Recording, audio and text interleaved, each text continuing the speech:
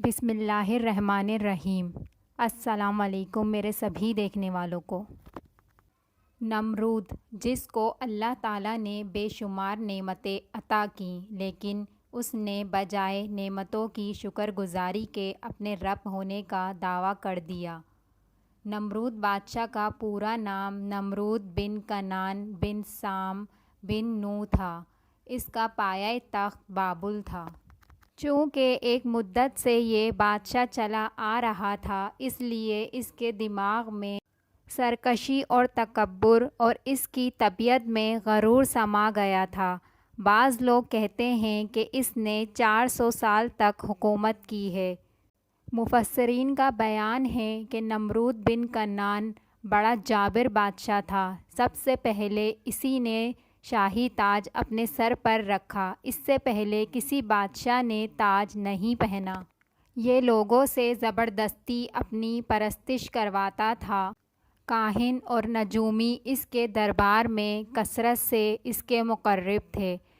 نمرود نے ایک رات یہ خواب دیکھا کہ ایک ستارہ نکلا اور اس کی روشنی میں چاند، سورج وغیرہ سارے ستارے بے نور ہو کر رہ گئے۔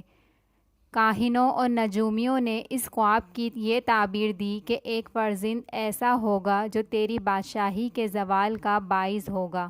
یہ سن کر نمرود بے حد پریشان ہو گیا اور اس نے یہ حکم دیا کہ میرے شہر میں جو بچہ پیدا ہو وہ قتل کر دیا جائے اور مرد عورتوں سے جدا رہیں۔ چنانچہ ہزاروں بچے قتل کر دیے گئے، مگر تقدیرات الہیہ کو کون ٹال سکتا ہے۔ اسی دوران حضرت ابراہیم علیہ السلام پیدا ہو گئے اور بادشاہ کے خوف سے ان کی والدہ نے شہر سے دور پہاڑ کے ایک غار میں ان کو چھپا دیا۔ اسی غار میں چھپ کر ان کی والدہ روزانہ دودھ پلا دیا کرتی تھیں۔ بعض مفسرین کا قول ہے کہ 7 برس کی عمر تک، اور بعض نے تحریر فرمایا کہ 17 برس تک آپ اسی غار میں پرورش پاتے رہے۔ نمرود نے اپنی سلطنت بھر میں یہ قانون نافذ کر دیا تھا کہ اس نے خوراک کی تمام چیزوں کو اپنی تحویل میں لے لیا ہے۔ یہ صرف انہی لوگوں کو خوراک کا سامان دیا کرتا تھا جو لوگ اس کی خدائی کو تسلیم کرتے تھے۔ چنانچہ ایک مرتبہ حضرت ابراہیم علیہ السلام اس کے دربار میں غلہ لینے کے لیے تشریف لے گئے تو اس بدبخت نے کہا کہ پہلے مجھ کو اپنا خدا تسلیم کرو، جبھی میں تم کو غلہ دوں گا۔ حضرت ابراہیم علیہ السلام نے بھرے دربار میں اعلان فرمایا کہ تو جھوٹا ہے، میں صرف ایک خدا کا پرستار ہوں جو وحدہ لا شریک ہے۔ یہ سن کر نمرود آپے سے باہر ہو گیا اور ایک دانہ بھی نہیں دیا۔ آپ اور آپ کے ساتھی جو مومن تھے وہ بھوک کی شدت سے پریشان ہو گئے تھے۔ اس وقت آپ ایک تھیلا لے کر ایک ٹیلے کے پاس تشریف لے گئے اور تھیلے میں ریت بھر لائے اور خدا سے دعا مانگی تو ریت آٹا بن گئی، اور آپ نے اس کو اپنے ساتھیوں کو کھلایا اور خود بھی کھایا۔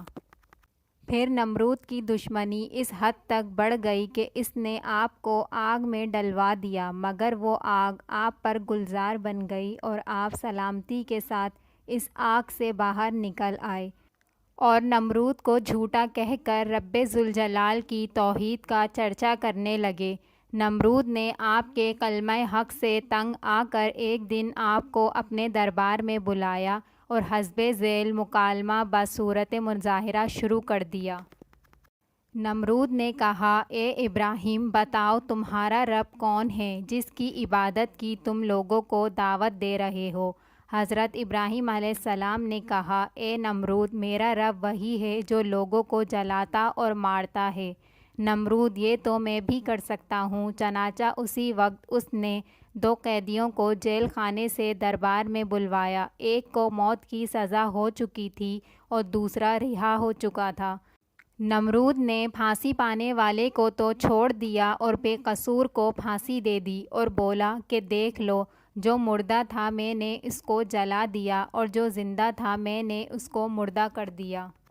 حضرت ابراہیم علیہ السلام نے سمجھ لیا کہ نمرود بالکل ہی احمق آدمی ہے، جو جلانے اور مارنے کا یہ مطلب سمجھ بیٹھا۔ حضرت ابراہیم علیہ السلام نے پھر کہا کہ اے نمرود، میرا رب وہی ہے جو سورج کو مشرق سے نکالتا ہے، اگر تو خدا ہے تو ایک دن سورج کو مغرب سے نکال دے۔ حضرت ابراہیم علیہ السلام کی یہ دلیل سن کر نمرود حیران رہ گیا اور کچھ بھی نہ بول سکا۔ اس طرح یہ مظاہرہ ختم ہو گیا اور حضرت ابراہیم علیہ السلام اس مظاہرے میں فتح مند ہو کر دربار سے باہر تشریف لائے اور توحید الہی کا اعلان فرمانا شروع کر دیا۔ روایات میں آتا ہے کہ اللہ تعالیٰ نے نمرود کے پاس ایک فرشتہ بھیجا، اس نے آ کر اسے توحید کی دعوت دی لیکن اس نے قبول نہ کی، دوبارہ دعوت دی لیکن اس نے انکار کیا، تیسری مرتبہ اللہ کی طرف بلایا لیکن یہ پھر بھی منکر ہی رہا۔ اس بار اس کے انکار کے بعد فرشتے نے اس سے کہا، اچھا تو اپنا لشکر تیار کر، میں بھی اپنا لشکر لے آتا ہوں۔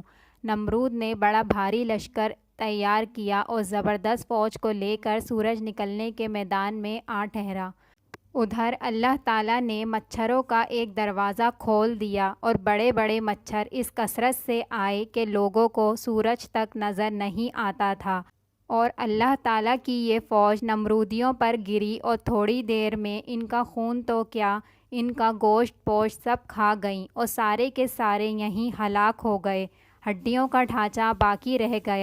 انہی مچھروں میں سے ایک نمرود کے نتھنے میں گھس گیا اور 400 سال تک اس کا دماغ چاٹتا رہا۔